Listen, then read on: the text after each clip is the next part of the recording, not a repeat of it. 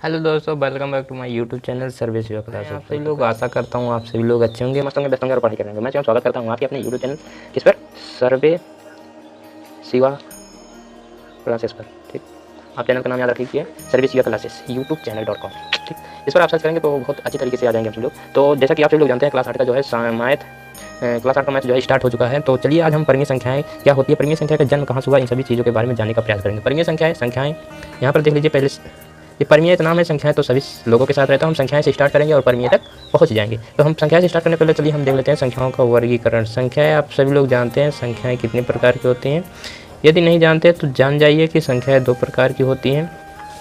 संख्याएं का वर्गीकरण में संख्याएं के दो भाग होते हैं, आप ऐसे भी समझ सकते हैं। तो संख्या के दो वर्गीकरण में पहला हमारा जो आता है उसके कहते हैं हम वास्तविक संख्या आप शॉर्टकट में लिखा हूँ, आप जान जाइएगा आप सभी लोग। उसके बाद हमारा जो आता है एक होता है काल्पनिक संख्या। ठीक, काल्पनिक संख्या, ये दो प्रकार की संख्याएं होती हैं। तो वास्तविक संख्याएं किसे कहते हैं और काल्पनिक संख्याएं किसे कहते हैं, आप सभी लोग इस पर विशेष ध्यान दीजिएगा। काल्पनिक संख्याएं उसे कहते हैं, पहले नहीं चलिए समझ लेते हैं वास्तविक संख्या किसे कहते हैं। वास्तविक संख्या ऐसी संख्या को कहते हैं जो नंबर जो है, ऐसी संख्याएं जो लाइन पर लिखा जा सके। ऐसी संख्याएं मैं लिख दे रहा हूँ, जो लाइन पर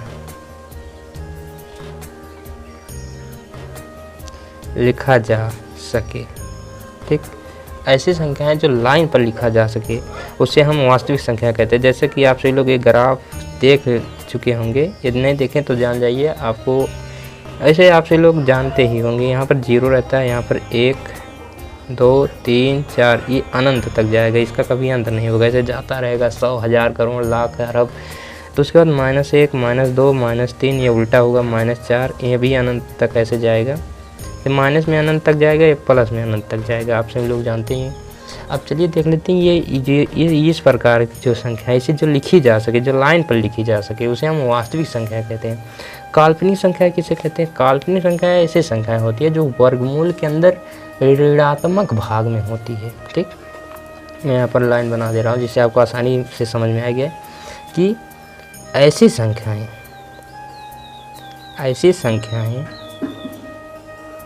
जो क्या हो, जो वर्गमूल के अंदर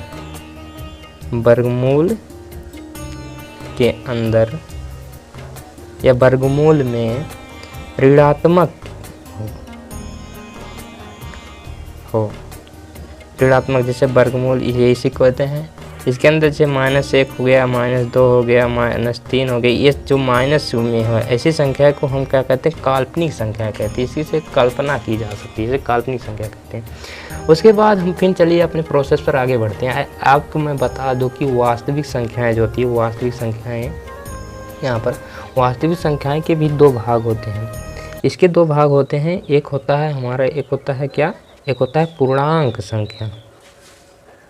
पूर्णांक संख्या एक होता है हमारा दशमलव संख्या। ठीक, एक होता है पूर्णांक संख्या, एक होता है दशमलव संख्या।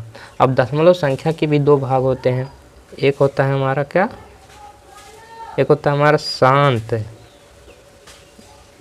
दशमलव, एक होता है हमारा अशांत दशमलव।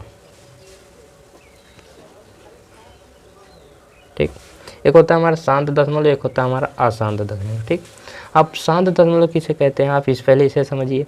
शांत दशमलव ऐसी दशमलव होती है जो खत्म हो जाती है, दशमलव के बाद इसकी संख्या जो है खत्म हो जाती है। जैसे मैं लिख ले रहा हूँ यहाँ पर 0.25, इसके आगे मैं कुछ नहीं लिखूँगा।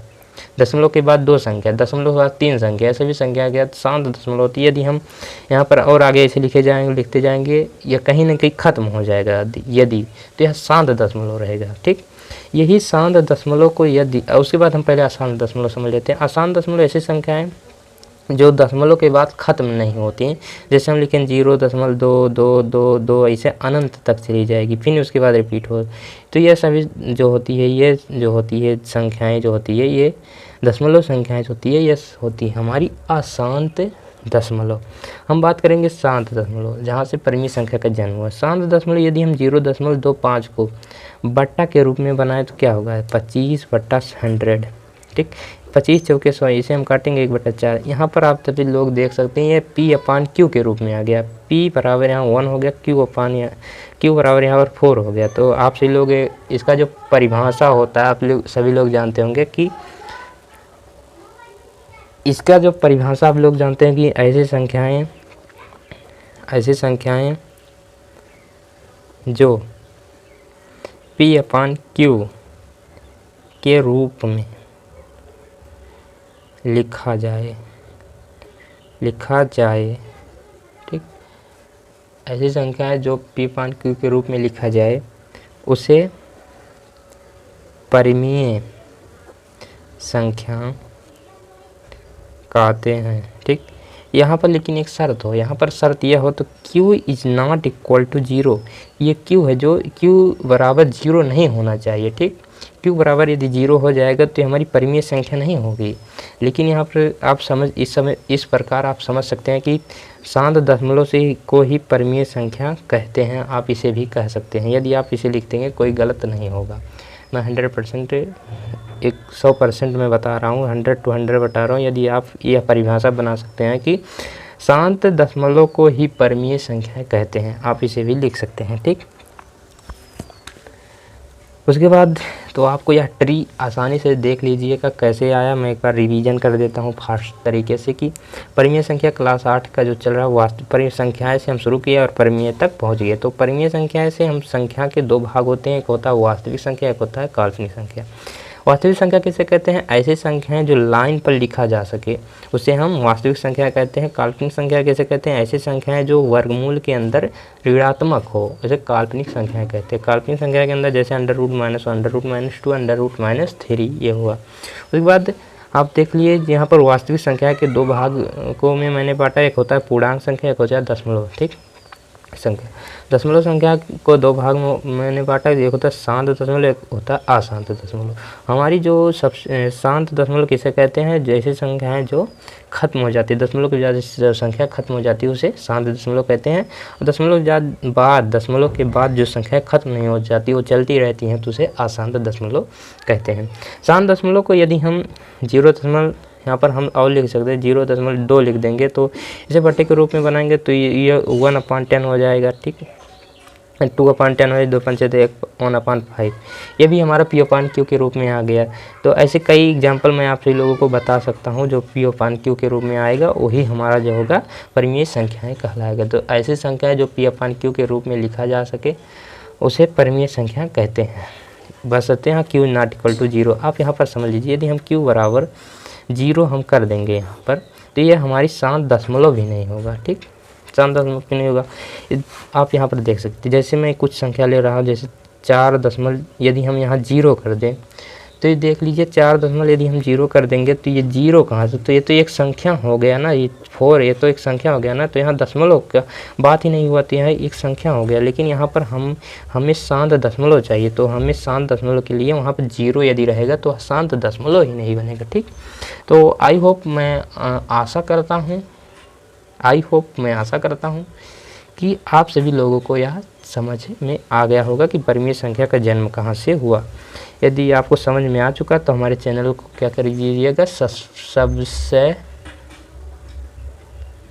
सब्सक्राइब जरूर कर दीजिएगा और बेल आइकन को दबा दीजिएगा जिससे हमारा वीडियो जो आए आप सभी लोगों को मिल जाए, ठीक है। धन्यवाद। वंदे मातरम। जय हिंद। फिर मिलेंगे। मेरा काम केवल है आप सभी लोगों को परिभाषा को समझाना। मैं आप सभी लोगों को परिभाषा समझाऊंगा। चैप्टर जो मैथ वाले जो बेसिक सर हैं वो आप सभी लोगों को चैप्टर वाइज इसे चलाएंगे। तो धन्यवाद। वंदे मातरम। जय हिंद।